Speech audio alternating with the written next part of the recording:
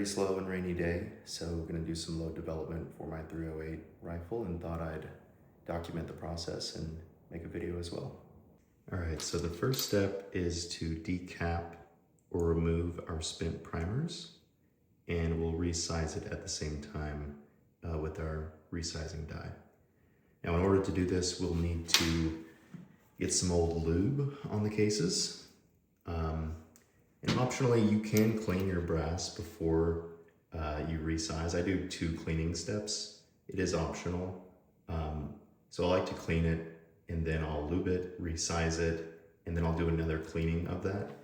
I've already got some brass that was twice cleaned and resized already, just for the sake of this video. But I'll show you the full process here as well. So step 1 is just to get some of this lube on here. We'll let that sit for a few minutes, and then we'll take it over to our resizing die.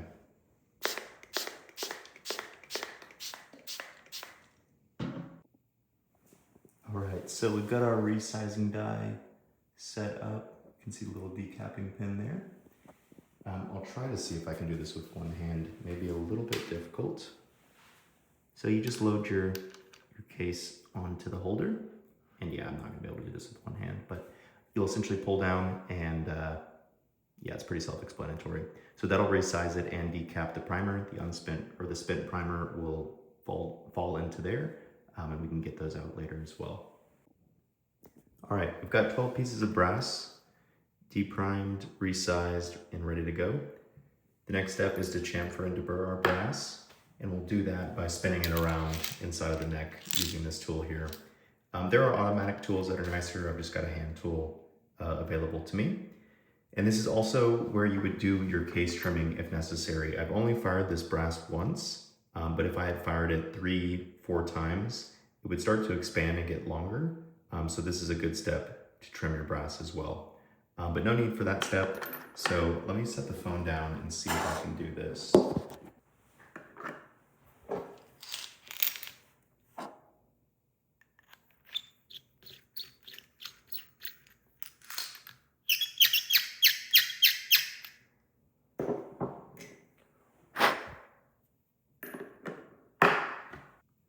All right, our next step here is to seat our new primers into the brass.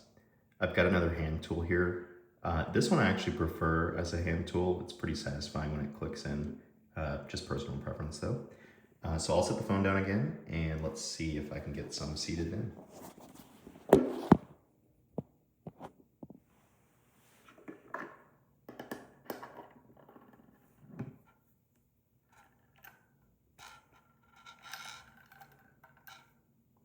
And there you have it, a seated primer.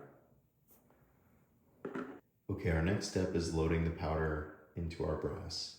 So I've got my brass prepped in groups of 3s because I'm gonna shoot 3-shot groups at the range.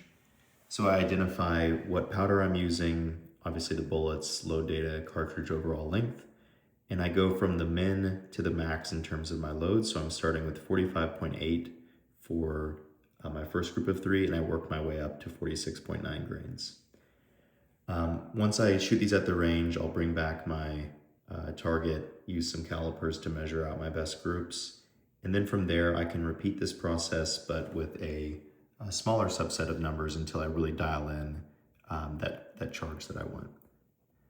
So that's the plan. I'm going to punch in some numbers here. It's going to trickle out some powder from this machine I've got, and then I'll use this funnel to dump it into my cases.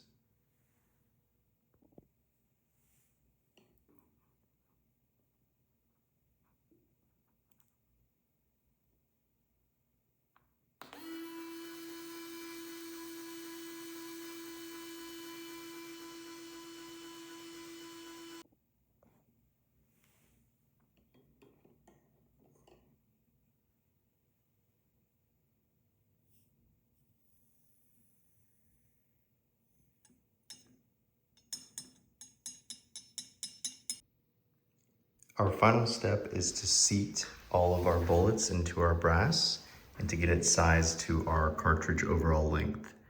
I do want to make a quick note. I was using the wrong bullets here. You can see those are 30-30 cal. So I'm switching over here to my Barnes TTSX 180 grain bullets.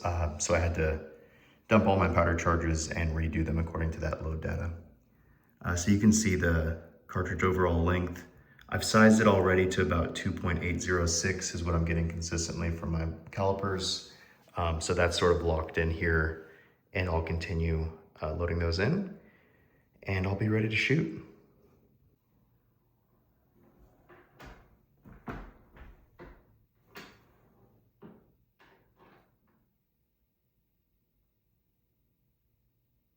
All right, so now we've got 12 bullets fully loaded and ready to go to the range.